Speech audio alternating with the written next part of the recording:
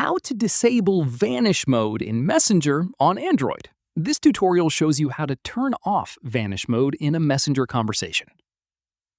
First, open Messenger on your Android device. From there, open the conversation where Vanish Mode is currently active. At this point, you will notice the chat has a dark background. This indicates Vanish Mode is on. So Vanish Mode on Messenger is disappearing messages, so you need to turn off that to get back.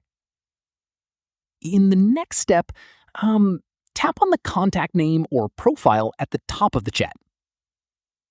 From there, scroll down and look for the disappearing messages option in the chat settings.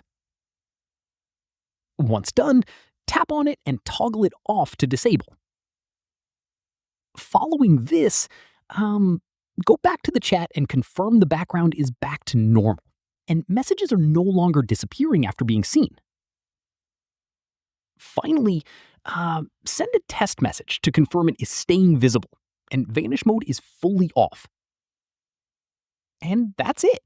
If this guide helped you disable Vanish Mode in Messenger, give it a like, subscribe for more Android tutorials, and tap the bell icon for updates. See you in the next one.